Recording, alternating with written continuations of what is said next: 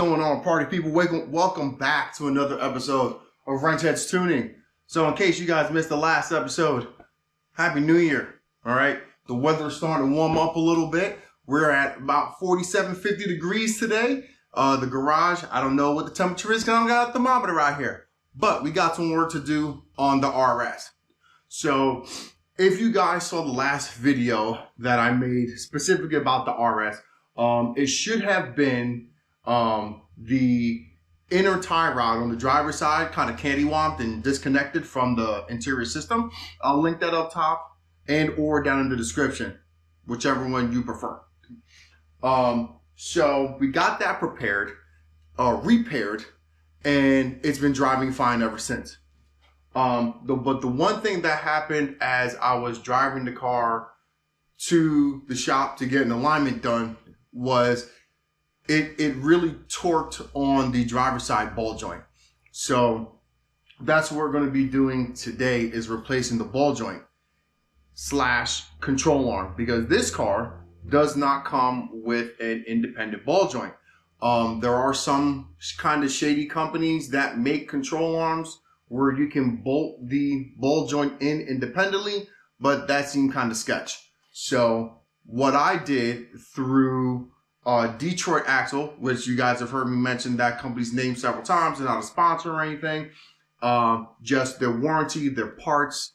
I've never had a problem with them. They're accessible through eBay, Amazon, and through their own online website. And shipping usually takes about 2 to 3 days, depending on where you're located in the States. They actually have a shipping heat map that will tell you how long it'll take for you to get your parts once the order has been submitted on their website. So what I got was the aluminum control arms to replace the OEM stamped steel control arm. So really the difference is I'm not quite sure, other than obviously one being aluminum, one being stainless steel. Once I get one of them out, I'll do a side by side to see what the difference is. So pretty much all you're going to do is just match these up per side. So this flange, this wing right here, is going to be towards the door. So that's how you know which side this belongs to. So since I'm holding it, this belongs on the passenger side, and then the other one I have belongs on the driver's side. So I'm only going to do one side of it because it's pretty much rinse and repeat once we get to the other side. So that's enough talking. Let's go. All right, everybody. So the tools that you're going to need to do this job is penetrating oil, to hit ahead of time. So you got 2 bolts back here, which I will show you in a moment. You have another bolt back here, and then obviously behind your brake assembly, your ball joint. So try to hit that maybe a half hour, maybe 15-20 minutes ahead of time while you're taking off the wheels and jacking up the car, if you can reach it. Next thing you're gonna need is a 21 mil wrench to reach on top of the captive nuts for the rear of the control arm. You're gonna need a T55 Torx bit and a 3/8 drive socket or breaker bar. You're gonna need a medium to large size pry bar. And then if you have any type of impact gun or breaker bar, 1/2-inch drive with an 18 mil socket. So the first thing I'm gonna do is I'm gonna try and get you guys to get a better angle, and we're going to disconnect the ball joint. All right, so I hope you guys got a good look. So we got our T55 pinch bolt there, and the other side we have our 18. So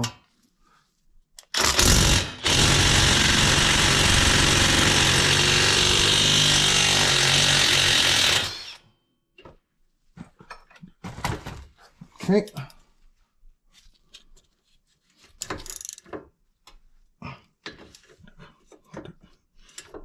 All right, so this sucker is pretty well in there.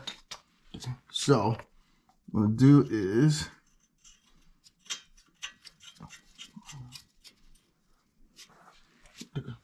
So that's pretty well seized in there. So what I'm going to do is I'm going to hit it with a little bit more blaster. And then I've already got the nut threaded back on. And I'm going to get a, a hammer with an extension and kind of tap on it a little bit. 2 hours later. So some of y'all right now know what I'm doing, because this little summer mama didn't want to come out. So I'm going to show you what I was dealing with. Before I get there, this is your pinch bolt, your T55 pinch bolt that I mentioned. This little summer mama forced me to go to AutoZone real quick and grab a butane torch. This sucker with the lighter top. All together came out to like 38 bucks. I had like a coupon or store credit, so I used that. So about, let's just round it up, like, so let's say 40 bucks, you get yourself one of those. I went at about 2 or 3 times and just working it back and forth till finally it broke free. I was pretty scared about breaking my T55 torch, because then I'd have to go back out to Harbor Freight to go get it, another set, blah, blah, blah, blah, blah. But let's show you where I'm at. All right, so there is your opening for the pinch bolt. And now all I gotta do is just flex this away. So, which might be a little hard to do with one hand, but I'll get back to that in a minute. Or am I just gonna be stubborn? Maybe I'll just be stubborn. Yeah, I'll wait till I have another hand. Okay, so now you just gotta add a little bit more grease and flex that out the way. What I did to give me a little bit more slack was I unbolted the rear control arm bolt. So you have 2 18mm bolts for the RS. I'm not sure about the ST. I will look that up and add a little note in this video. So what you will have is this 18mm nut attached to this 18mm stud. So it'll be in that order behind your front torsion bar. This inner one right here will be a 16mm nut, and that will be on both sides. So in order to take that torsion bar off, that's what you're going to have to do. Keep in mind the 16mm bolt on the passenger side is underneath the oil pan.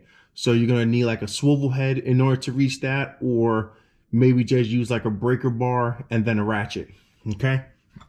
So the rest of this side should be, fingers crossed, pretty uneventful. You just got to take off the 18mm on that side while using your 21mm wrench on top to remove the captive nuts, or to hold the captive nuts in place. Now keep in mind that side, the 2 bolts connect to your sway bar bushing bracket. So when you put them back in, you're gonna have to make sure that you're lined up. All right, guys, so here is the OEM style control arm versus the aftermarket style control arm. So obviously, you know, this is a solid one from what I can tell. And then this is obviously a stamped steel style. So I'd imagine this one overall will be much more durable and resistant to rusting, obviously, than this one was. This one, whatchamacallit, the pinch joint of the ball joint does not have a little centerpiece like right here. So I guess like if you needed to use a die punch to kind of coax it out, you could. But pretty much all the dimensions are still the same. It just looks much cleaner, and you have a little bit more of an angle right here in the front behind the ball joint than you do on the OEM one. And if you remember, I mentioned with the OEM, sometimes you can order just the ball joint, because if you, as you see here, these rivets, you can use a grinder and cut these rivets off. from the front and back. This has been a staple of the Ford Focus ever since it first came out. And but this one doesn't. So it might cost you a little bit more up front, but I believe that is going to be a lot more effective when it comes to the rigidity of the car. Whereas this one, it may be cheaper to order just the ball joint, but you're going to spend pretty much the same amount of time getting it out at least the first time so that you can cut off these rivets to get a new one in. And then the issue with getting a new one in, you pretty much have to loosen up everything in order to get these lined up. And then sometimes the bolts and the captive nut set will actually rust in place. And if you don't get it on just right, you can, these things can, the little triple section will actually snap and deform and make it harder for you to get out. So that's enough of that. Let's get this sucker back in before we wrap it up. Next step is I'm going to use my favorite product of all, anti-seize lubricant. And I'm going to put it on all the points and where the control arm and ball joint come in contact. So it's going to be here and on the point of the steering knuckle where it goes on the inside. I'm going to put some right here, and then I'm going to put some on the insides and top and bottom of the flanges. So those flanges are going to slide in right there. So underneath, see if I can get my other hand in there. So underneath, so if you can see right where the sway bar bushing is, right there, that your flange for the control arm is going to slide underneath and at the bottom of that beam right there. Okay, so that's what you're going to do. So you're going to slide it underneath. Once you slide them through, your bolt is going to come in from the bottom, and then you're going to slide it up until you get it through the hole of not just the control arm flange, but through the hole of the sway bar mount.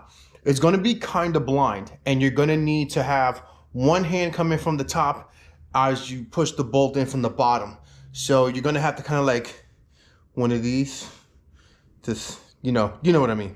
Let's get to it. So before we get the control arm back in, the upper portion of the sway bar link is a 15 millimeter. So if this zips right off, which I highly doubt it will, seeing how this has been going, the next step would be a 5 millimeter Allen to zap this while holding on to the nut with a 15 millimeter wrench. So let's see how this works.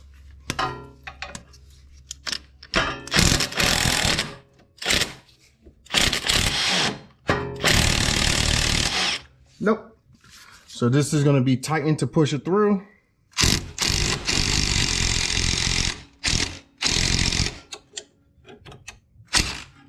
There you go. So that's out. And then I'll just put that back on to not lose it. Just don't forget, when you put this back in place, this wire bracket has to go behind that nut. So now we have enough space to get, you see that movement? That'll be enough movement to put the bracket for the control arm on. All right, so as you can see, here is the sway bar. You see that movement? So that movement allows for me to get this in. So once you get this lined up on, there will be a little bit of resistance because it's not perfectly aligned. Dead blow hammer, hit this on. Now that that's on, you want to get your bolts, okay? And then you want to start fishing these through. And don't forget, this bolt has to not only go through one of these holes, but as it comes up on the top, you have to wiggle and find the matching hole for the sway bar link bracket. Okay, I'll be right back. Hey, come, join me under the car.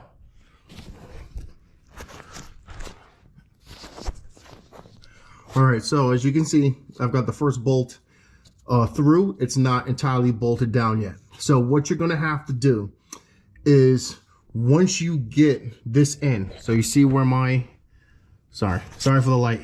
You see where the bulge of the control arm is. I'm up on the inside part of the braking system, away from the caliper. So that's because the Brembo is too big and it doesn't allow the control arm to come up and flex.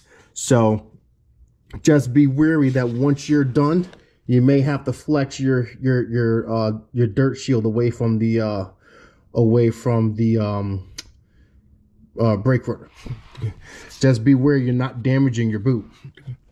So you're gonna have to get your bolt, okay? You're gonna have to get it into the hole started, and then you're gonna have to kind of fight wiggle, okay? And then once it's up in there and you feel it kind of passing through, you're gonna have to take your rubber mallet and tap this. You may even need to like hit it mildly hard to get it to pass through on top of the sway bar bracket, because you're kind of blind from here, from this little wing to the top wing of the control arm. So like I said, you're gonna have to kind of get it in there, then rock this back and forth by hand.